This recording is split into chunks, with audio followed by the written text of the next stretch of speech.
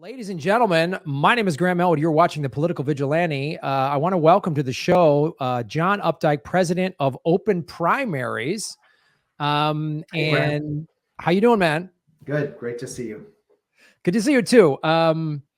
We have, you and I have known each other a long time. We went to high school together, and you've been working in independent politics for, 30 years now? Yeah. And you're a person we've always had really great political discussions, even debates. And I give you credit to, I've always been leery of the two-party system, but you've helped me really open my eyes to how corrupt both parties are. I mean, and you've steered me in that direction, for a while. And it's, some of that has even helped inform this show. And, I've done work for, and full disclosure to the audience, I've been paid to direct some, commercials and PSAs for OpenPrimaries on specific ballot measures around the country, which I'm happy to be a part of that. That's like, I love doing work like that. But just so people know, like I'm fully on board with OpenPrimaries, and what you're doing. And I'm registered to vote in a state that has open primaries. California has a top 2 system. But before we get into the open primary thing, I really wanted to have you on the show because the state of the left right now is pretty much in disarray.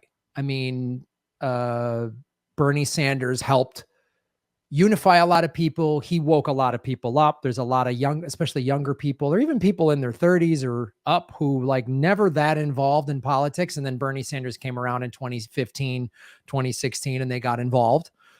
And some people, that was the first time they saw how corrupt the Democratic Party is. Like, and the Republicans are just as corrupt as well. They're corrupt in different ways.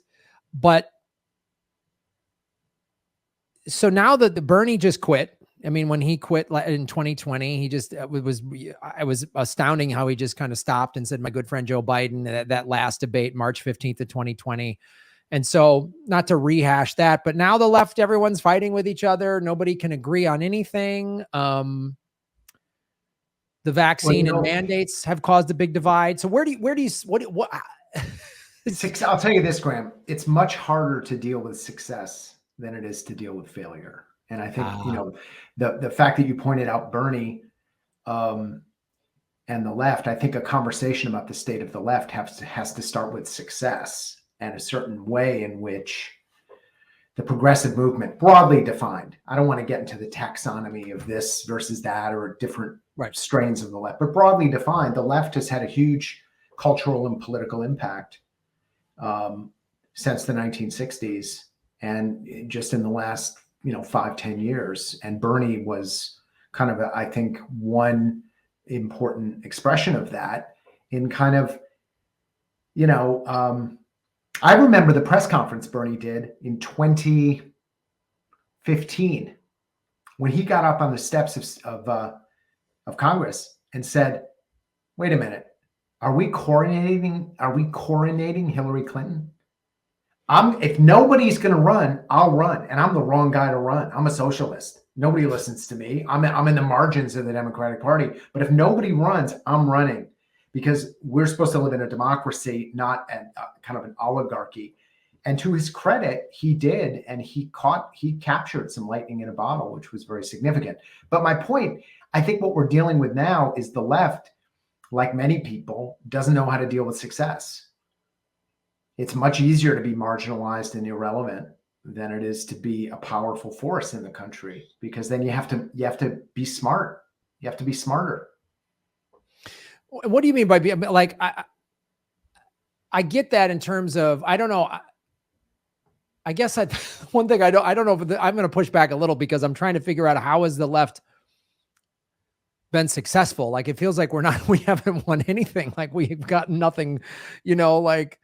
We have the Medicare for all we can't even get Medicare for all passed in the middle of a once in 100-year pandemic. We can't, I mean, we get this, the squad gets in there and it's like, oh, finally we're going to change the Democratic Party from within, which very much reveals to me that you can't change the Democratic Party from within. Yeah, So I think that if you look there, all you see is abject failure. If you look at how the United States of America and the world have transformed in some very positive ways, culturally, politically, I think there's been a lot of progress, and I think progressives can take a lot of credit for that. But you know, it's. I don't mean to be Pollyanna here. I think I think that fundamentally, part of what we have done as a people is we've moved the ball down the court at a time when we have almost no political power. So we've been able, for example, we were able to enact felon rights restoration in Florida. And there was a coalition built. Felon rights restoration got more votes than Trump or Biden by a factor of many. It brought people together from the left and the right to do this. Now, that was this little moment when you see the American people kind of moving the ball and saying, hey, these 1990s Clintonian policies of putting everybody in jail, we're going to try to move the ball a little bit on that. You see it with medical marijuana. You see it with Medicaid expansion. You see a variety of ways that the American people are giving expression that there has been some progress. But let's be honest, Graham, the American people, I don't care who you vote for. I don't care, if you're black or white, we have almost no political power. I mean, people just look, name me an issue, and you say, well, this is what the people want, and they don't get it over and over and over and across the board. And like, what kind of impact do we have on the foreign policy of this country? Virtually none. Virtually none. What kind of impact do we have on, I don't want to get into a list, but I don't think that means that there has not been some real qualitative ways in which progressive politics has seeped into the mainstream of American political culture. Forget political culture, American culture. And that's hard to deal with, because then where do you go from here? We still live in a country where people have no political power. Right. I mean, that's an excellent point. I will give you, I will give you credit for that. Like, no one was talking about a Green New Deal 5-6 years ago in the mainstream media. Now that's a thing that's talked about in the mainstream media. Thank God. Medicare for all wasn't mentioned and now it's at least being mentioned. And you can point to, you can point to a lot of labor strikes that have actually in the last 4 or 5 years that a lot of teachers have won in red states. I mean, we've got that Starbucks that just got unionized. And so lefties are getting progressive policies passed, but you're right. From a political standpoint, we have absolutely no power. And I think nothing more typifies this than the Squad and force the vote. Like they had power and they will not exert it. Or the Democratic caucus, that 51 members of the Democratic caucus, is almost 100 members of the Democratic caucus in Congress, voted to give Biden a $768 billion war budget. Like that's, they could have said no, they could have resisted in any number of ways, but they refused to sort of resist.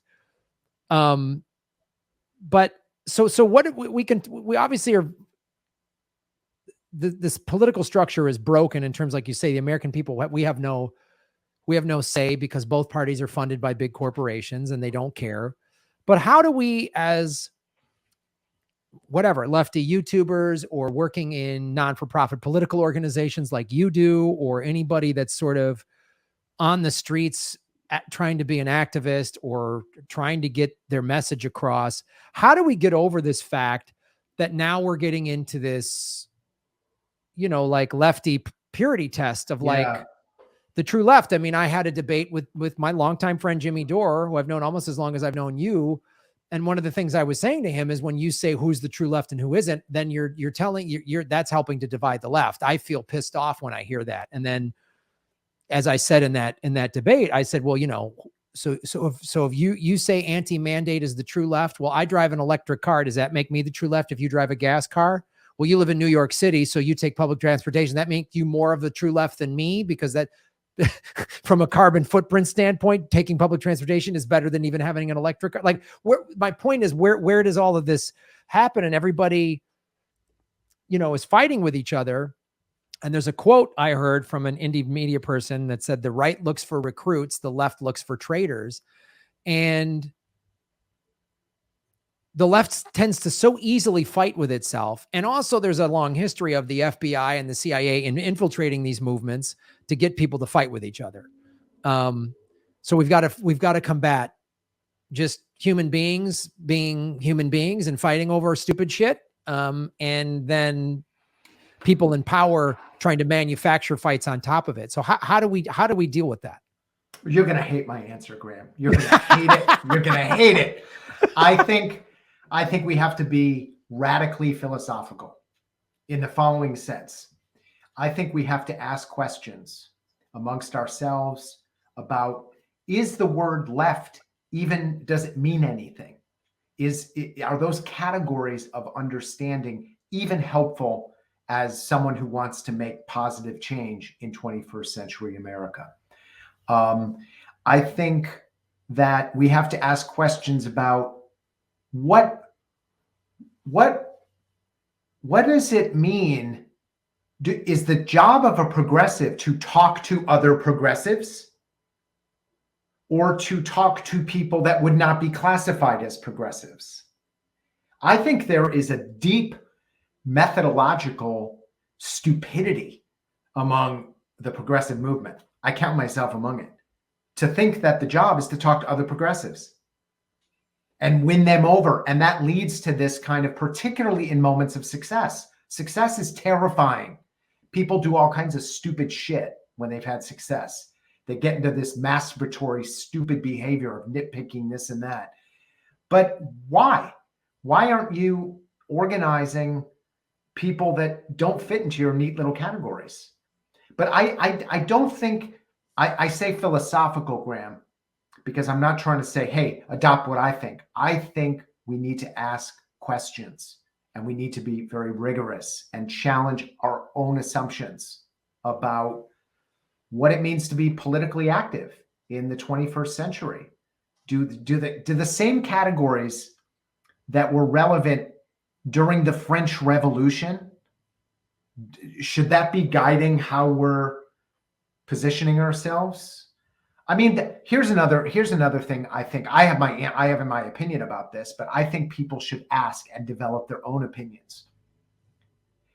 Is government policy what we should be working to change? Is that the definition of progressivism, is changing what the United States government does? Or is it something else? Now, I don't mean to ask these as flip questions. I don't mean to think that we should, it's all about, peace and love and all that. No, but I think just the asking of the question, regardless of what the answer is there's a way in which the left, we act like the New Deal, which was created 90 years ago, is the permanent model of progressive organizing for eternity. It's like, why? That was a deal cut between the communists, the socialists, and the Democratic Party in the midst of a mass economic crisis, and the Democrats won that deal. And why do we think that's what we should hew to? I think people should ask questions about that.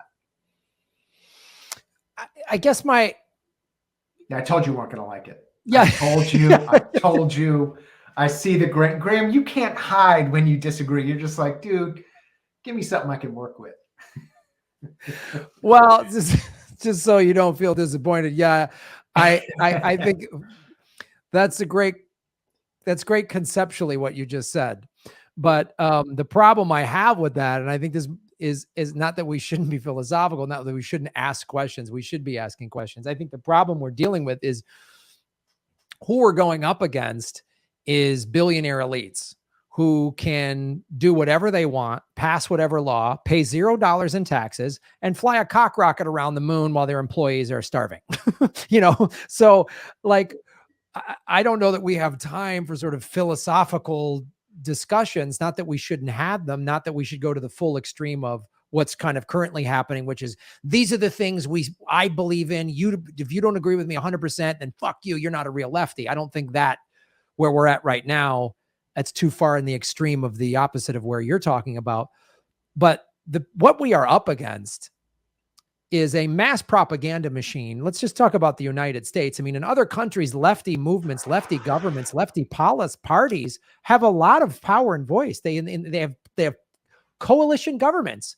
And, you know, you watch presidential or prime minister debates in these other countries, they'll have 5 people on stage, a communist, a socialist, a green member.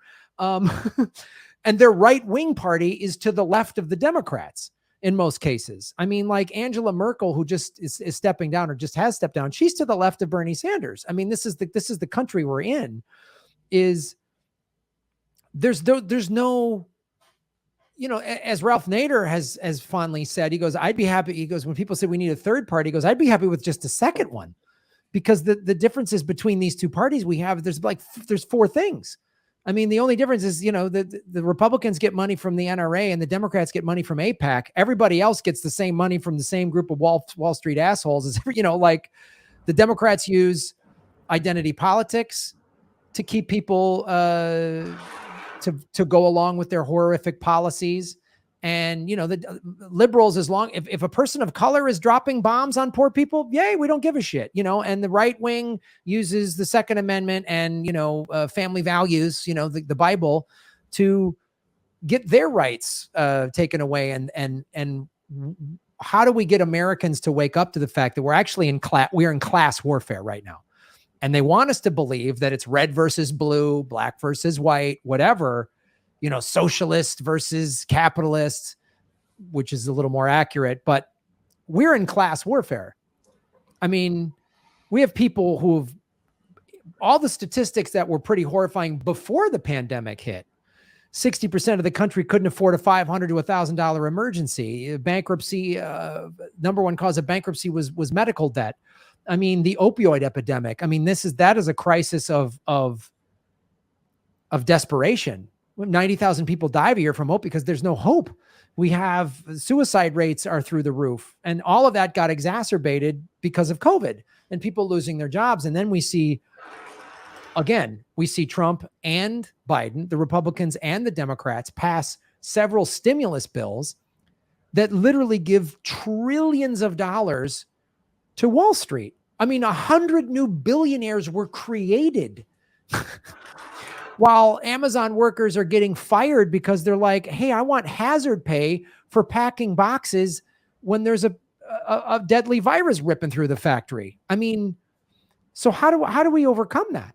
Because it's like, well, here, see, I think you make a very compelling argument, Graham. Not an argument. You paint a picture of what's going on in America, the desperation, the instability, the economic disparity.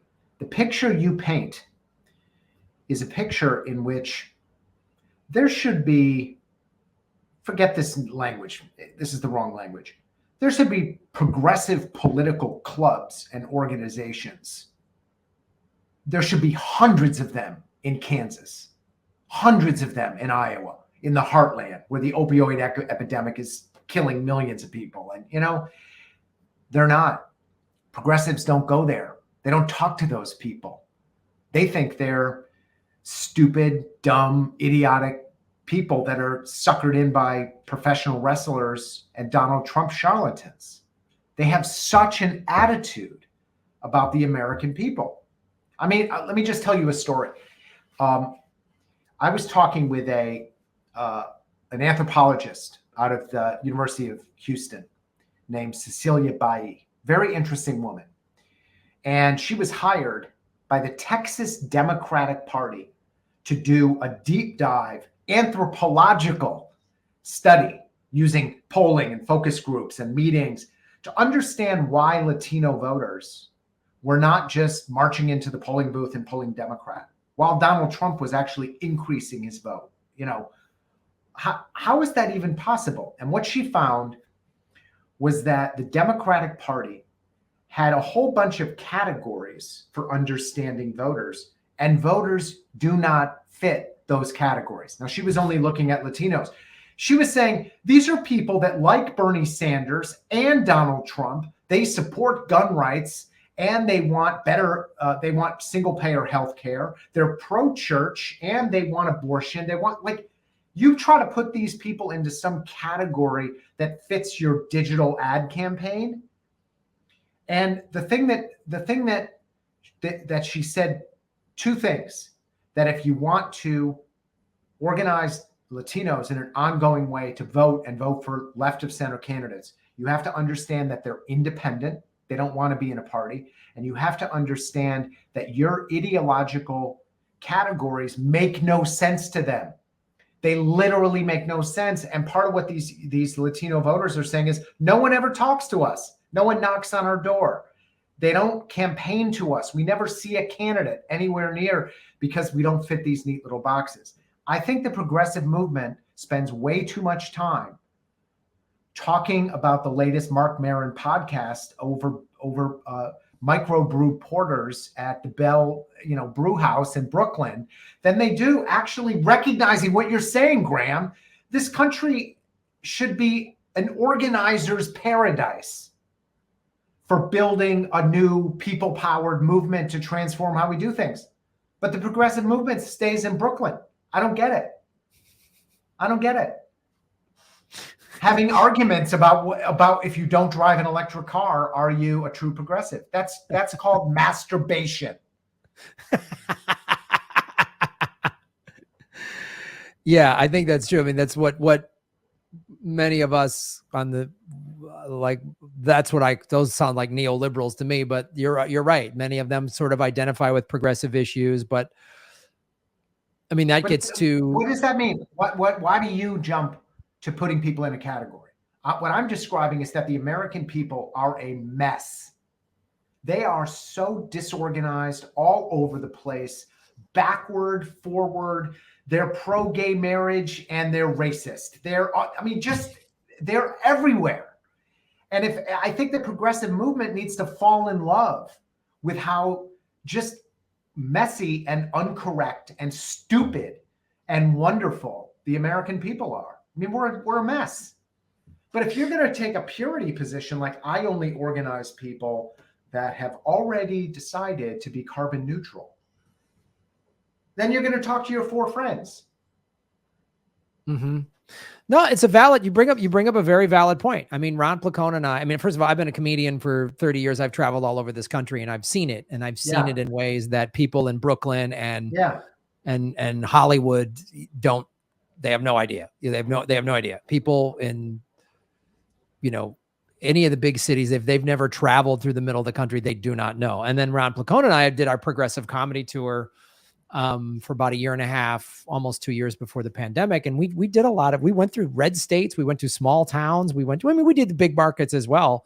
And there are these very interesting sort of progressive lefties, like you say, they want to, cut the military budget in half. They want Medicare for all. And they own guns and their Second Amendment. And they, whatever, there's all these areas that overlap, that people don't make sense, that do make sense. And that is something I'd like to see. So how do we do this though? Outside of the Democratic Party, because that's where progressivism goes to die. I mean, if you're progressive, you go there to die. I mean, we can go on down the line. AOC, I was so excited. She's capitulated to them. Nina Turner, she won't leave. Paula Jean Swearengin left to go to the People's Party. That was a huge defection, and I'd love to see more of that. But it's so obvious.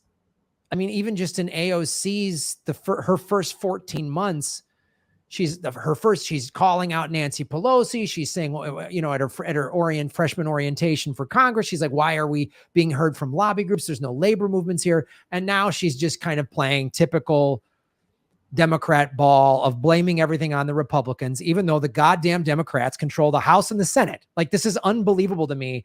And American people, you got to get the vote any blue will do crowd is so frustrating to deal with, because they sit there and they say all Trumpers are dumb and stupid and they're closed-minded. And then they don't want to hear that Russia didn't hack the election. Hillary Clinton actually ran a horrible campaign. God forbid Hillary Clinton's ever held accountable. I mean, this is just the crazy hypocrisy that we hear on down the line. I mean, like many of these people were the Believe All Women Me Too movement. I haven't heard a peep out of them during the Ghislaine Maxwell trial, who is a pedophile and a sex trafficker who was at Chelsea Clinton's goddamn wedding. This is the problem. They think the Trumpers are hypocritical and all the time, but so are the Vote Any Blue Will Do crowd. How do we get anybody to get off of their team? They're sitting either in their red state, their red state team, because I have good friends that live in Texas, and they're like, all they hear from people in Texas is, the liberals. They blame everything on the liberals. Right. And then everybody in the blue states sit there, the fucking Trump. They blame all the Trumpers. They blame everything on the Trumpers. And it's like, it's how do we get over that? Well, I mean, that's the $20 million question. And in some ways, I and many people have been banging our head against that wall for a long time. And I'm not going to get glib here, Graham. I mean, I see some very positive motion in that direction. I see Andrew Yang forming the Forward Party. He did something very smart. He purposefully created a third party that is not a carbon copy of some of the pre-existing third parties that have failed to get any traction, like the Green Party and the Libertarian Party. They're kind of perpetually marginalized. I think that, hey, and I'm someone who campaigned for Ralph Nader. Okay, so don't think I'm being some professor criticizing the Green Party. I think they've made huge tactical mistakes.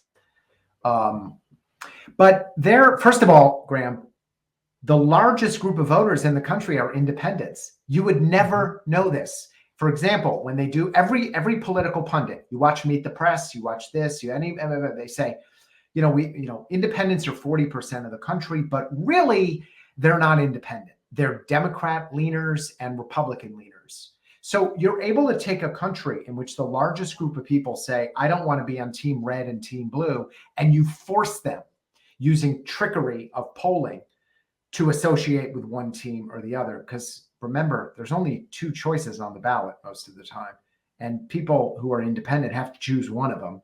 And so then they use that voting choice as a way to say, well, you're just on team blue or team red.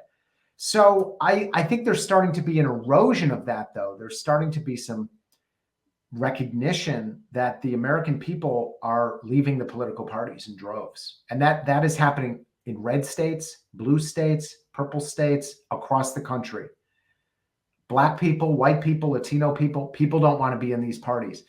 But then you're raising the organizing question, which is, how do you build sufficient traction, power for a political alternative? And that is the challenge. And I think that, I don't know.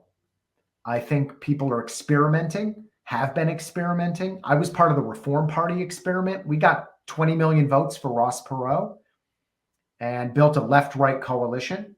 The stories I have about the Reform Party would shock you in terms of who was at the table there. I guarantee you half the people at the table in the Reform Party 20 years later were voting for Trump, and the other half were voting for Bernie. That's who was at the table at the Reform Party. But, the two-party system is extremely flexible. They're extremely strong.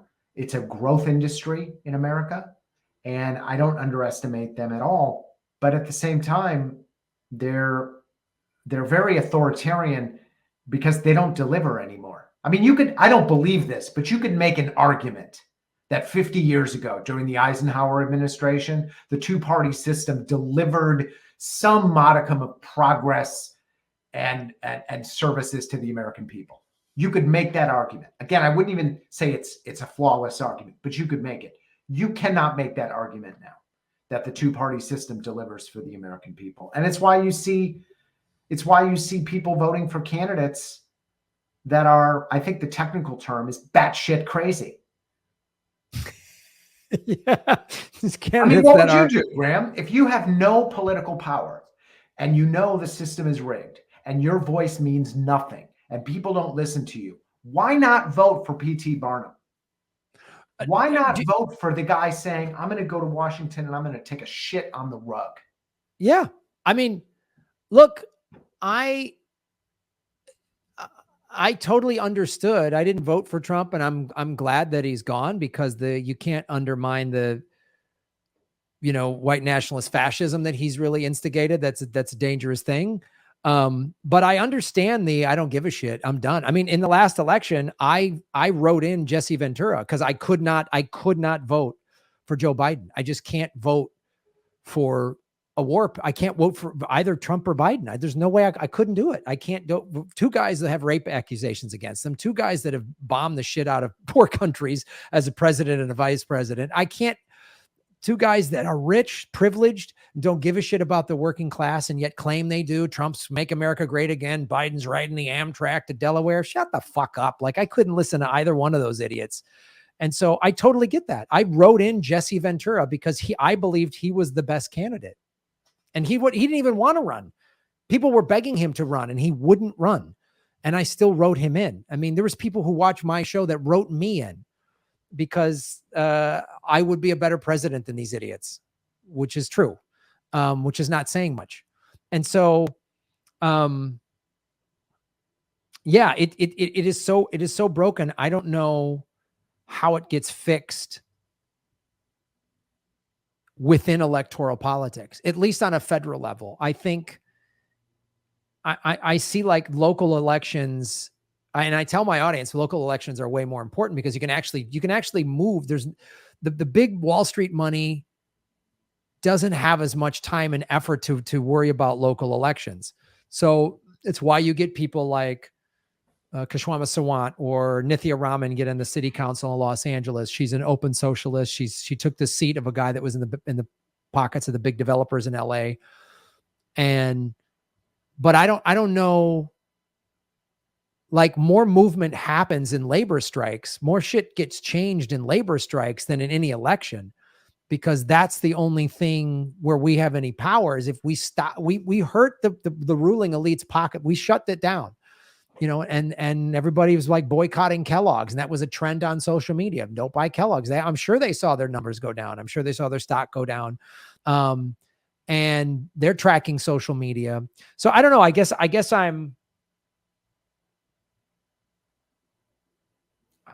agree that, like, it's definitely a thing to reach out to people that don't agree with you and go into the middle of the country and reach out to these people and do it from labor. It's the thing I like with the People's Party is they're trying to reach out. I hope they're not just reaching out with, disenfranchised Bernie supporters, but, so yeah, I don't know how this happens out within the electoral system. I just don't. I don't see it. I mean, and you have an amazing amount of optimism, JB. You have chosen the toughest. You've literally chosen to just not get a lot of big wins and to look for the little wins. And I applaud you for, I've seen it as your friend, your resolve. Imagine, Graham, if you lived in 1876, okay? And, we just fought a civil war. We're going through Reconstruction. We're going to enfranchise, at least at first, African-American males. There's some environment in the country, not just for stopping the war and going back to business as usual, but actually reconstructing America.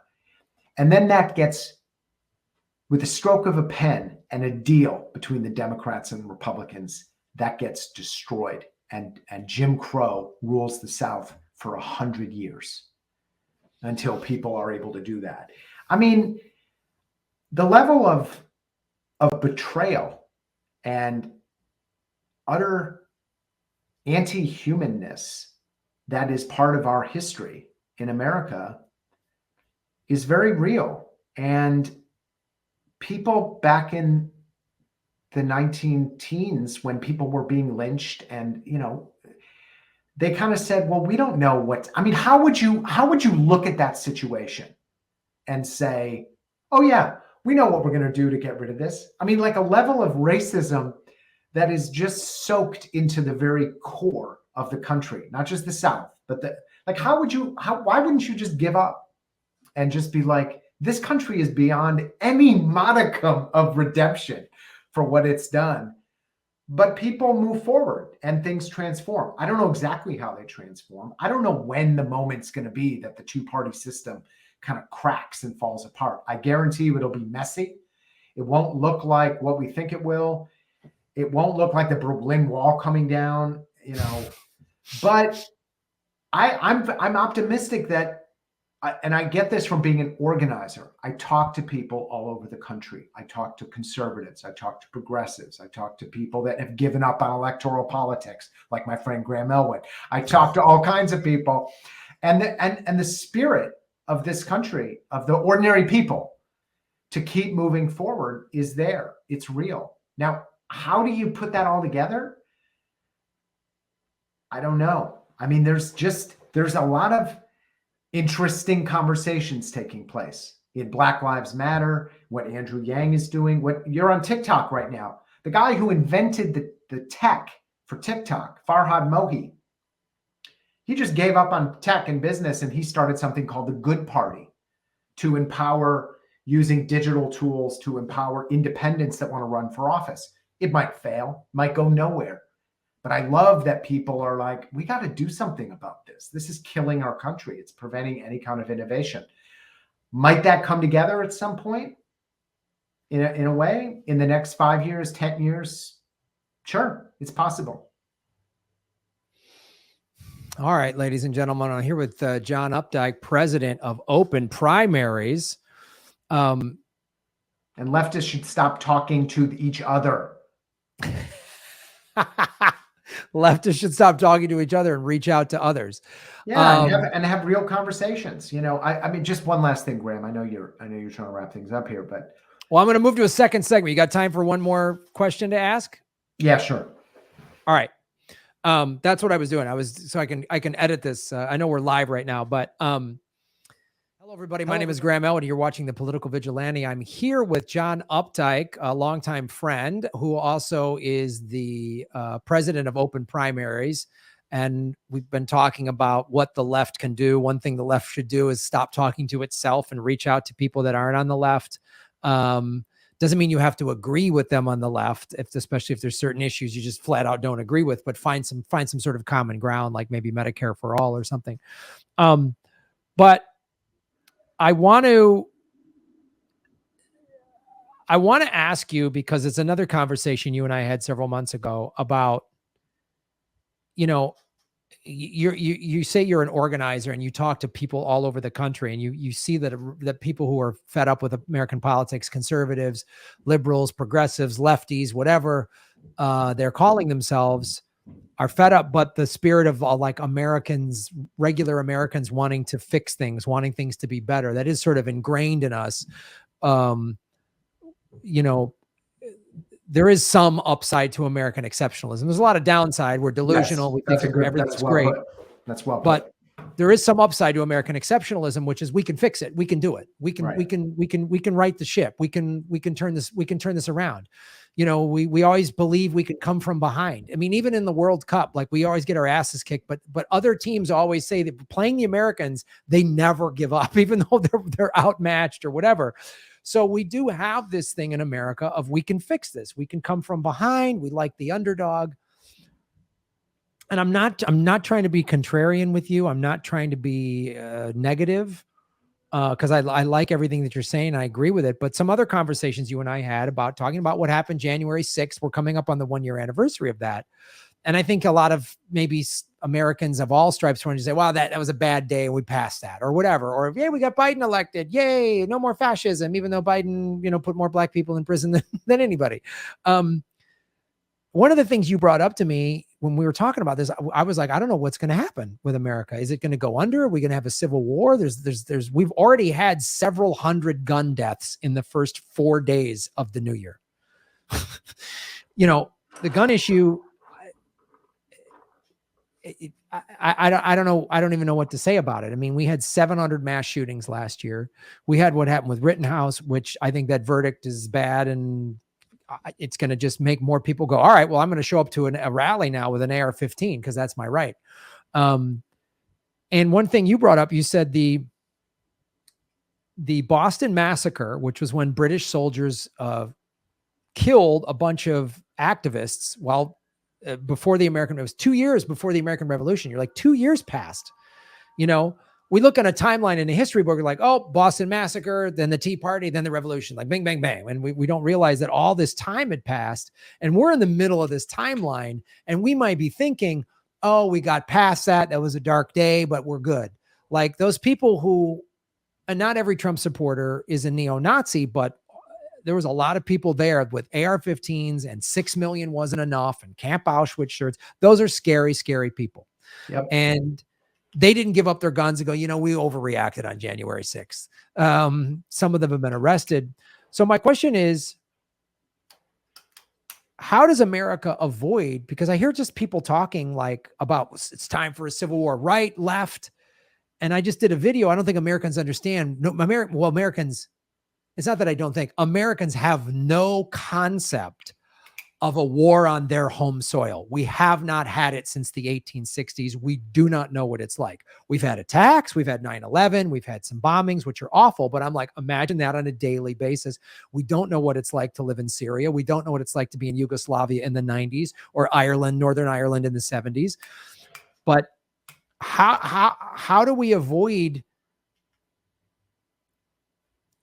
not just the chasm on the left, but the chasm of America? And we're deliberately being pitted against each other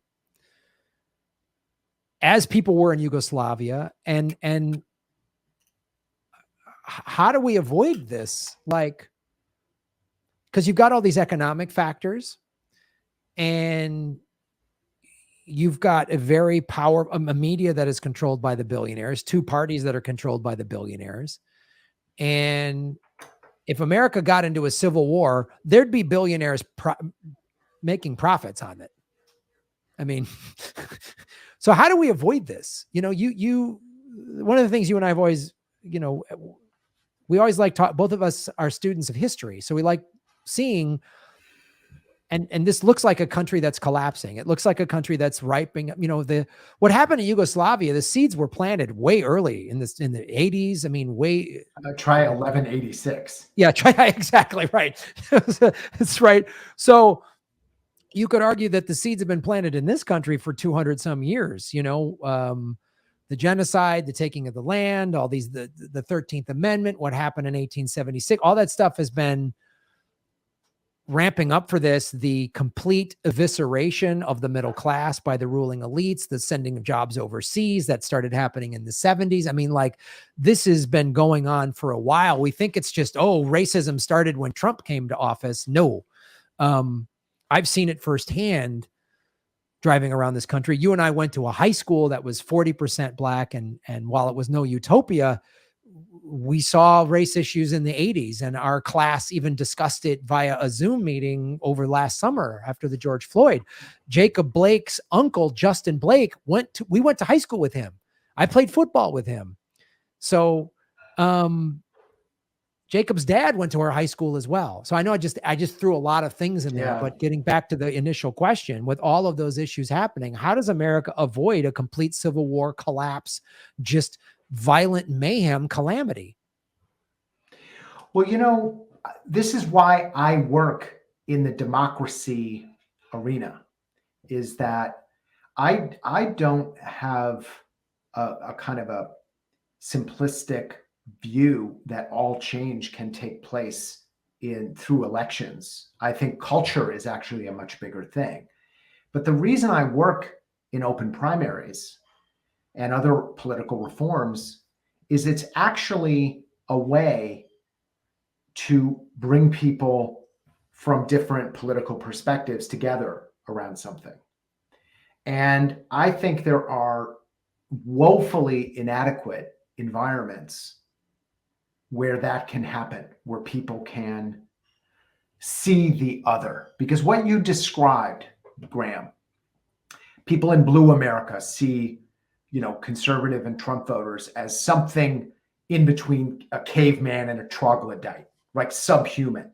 Trump voters see liberals as these kind of New York Magazine reading, monocle wearing, elitists. They have this view that's subhuman. People don't see each other as humans. And the way you avoid what you're talking about is you have to create environments, contexts where people can see each other as humans. Now, I specialize in providing answers that you don't like. So I think I can already see your brow furrowing. But Graham, honestly, you're like a poet. You describe and James Baldwin did this better than anybody, of describing just how subjectively brutalizing Jim Crow was for Black people and white people, how it destroyed human souls. It created people that were just incapable of love and connection. I see reforming the political process not as like, oh, here's the outcome that we have to go through. The process of people rolling up their sleeves and saying, this democracy, flawed as it is, riddled with oligarchs as it is, hypocritical as it is, it's ours, and we're going to control it, and we're going to own it, and we're going to build it. That's it. That's a project that, in my humble opinion, might, if we're lucky, play a small role in a much bigger picture of our country continuing to move forward and not descending into some kind of barbarism, if we're lucky. But the picture you paint, I don't disagree with any of that. It's scary. And Steve Bannon's out there.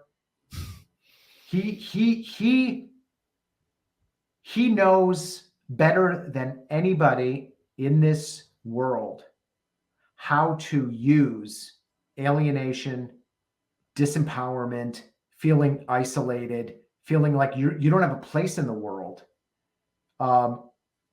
to galvanize that for very, very nationalistic, tribal ways. And that's out there, and that's touching millions of people every day. That tactic is used by gangs. That's used by the Klan, the white nationalist group, inner city gang, like ISIS. They all use the same tactic. Your life is awful. They find disenfranchised, usually young males, and say, you've lost your job, your life sucks, this and that. And they over there, they did it. They're the problem. Stick with us. We got your back. We'll protect you. We'll take care of you. Anyone that isn't us is the enemy. Like that's that recruiting tactic. You find disenfranchised people and you say, you've got a home here, and, we'll protect you. And, go do these drugs, or go burn this cross, or go, set up this IED, it's so similar. The tactics are the same. And they've used this tactic all throughout the world for centuries. And human beings are capable of falling in love at the drop of a hat. Look at how they train seeing eye dogs. They give these young Labrador pups and German Shepherd pups to hardened criminals doing life, without parole. And 9 months later, they have a perfectly trained seeing eye dog. And the people doing the training have become totally different people. And I think we have to understand, Graham, that people are transformed by the activities they participate in. I have one story about this. I'll keep it short. Katie Fahey? No. She led an effort in Michigan in 2018 to establish an independent, non-partisan redistricting commission. So politicians couldn't draw their own lines. And she started it with no money, a Facebook post. After 6 months, she had done town hall meetings in every county in the state. She had 10,000 volunteers. She did a survey of her volunteers and asked them, why are you involved in this campaign? She expected what the answer was, I don't like gerrymandering. I don't like it. She thought that the reason people were involved in the campaign is because they supported the issue. Nope. The number one answer people gave was, I wanted to do something with someone who had voted differently than I did in 2016. That was from Hillary voters and that was from Trump voters. They were saying this division it's destroying my family because I've got Trump. Michigan is one of those states where people were all over the place. You know, it's not a state divided like up and down. It's all mixed up. And a lot of people had Trump voters in their family and Hillary voters in their family, and they were seeing how brutalizing it was, where they couldn't talk to each other, and people flooded out, and they passed this referendum with 65% of the vote, complete citizens movement. And that actually helped transform the political climate in Michigan. But I really think we underestimate how what we do transforms how we see the world, how we see our fellow people, how we interact with the world. And I think that's the hope for not descending into some kind of civil war. That's a great answer, dude. I really appreciate it. You really, that's very, very succinct. And I agree. I think human beings are capable of awful atrocities, and they're also capable of amazing things, and unity and love and changing, because, you know, wanting to be better. I think most people want to be good, want to be better. And like you say, your environment shapes who you are in so many ways, in so many ways. Well, JB, I really appreciate you taking the time. Tell everybody where they can follow you and get involved with OpenPrimaries. Sure. Our somewhat inadequate website is www.openprimaries.org. You can follow me on Twitter at JBOpdyke, OPDYCKE. Yeah, that's how to follow me. Get involved.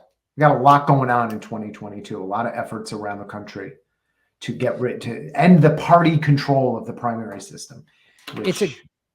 I was going to say to everybody out there watching, it's a great organization to get involved with. If you want to like how to get involved, OpenPrimaries can really release the grip of the duopoly. And what you do on OpenPrimaries, and I've been involved in some of these, you really go different states and ballot measures. And it's like, you find any chink in the armor of the two-party system anywhere you can, anywhere in the country, and try to crack it open. And I think that's powerful. You know, as you see, like, look at medical marijuana and then recreational marijuana. It started in these little states, and it's bigger and bigger and bigger. And eventually, I think we'll have it decriminalized on a federal level, at least I hope. And the same thing with Medicare for all. State of Washington is really trying to get it. Some other states are trying to do it. So for everyone out there who wants to be involved and wants to do something, join OpenPrimaries. And it's not just a bunch of people that agree with you sitting around in either Texas or Brooklyn saying, look at the other side, they're dummies. Like, you're going to meet people from other walks of life and who share you might not agree on certain issues, but everyone can agree the two-party system is awful. The only people who don't agree are the people profiting from it, you know? So it's I'm going to be interviewing Andrew Yang on January 12th at 3 p.m. Eastern, noon Pacific. And you can sign up for that right on our website under our virtual discussion series. So if you want to participate, it's not going to be a webinar. You get to talk to Andrew. If you want to be part of a conversation about what he sees as the viability of some kind of non-Democratic and Republican Party alternative in the country, come participate in that conversation.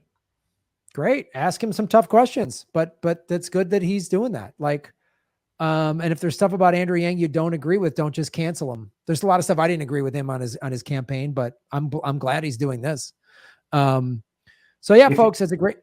I think the quest for agreement is overrated.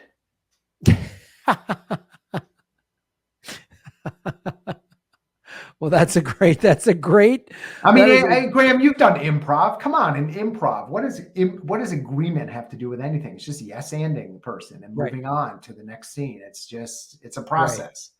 It is a You see what you process. can build together with people you disagree with. Yeah. See what you can build together with people you disagree with. Well, I really appreciate you taking the time. Everybody go get involved with Open Primaries. It's a fine organization. And it's a way to get involved in your community. And as I say, like all politics are local, get involved in your local politics. And this is, you could affect some change where you live.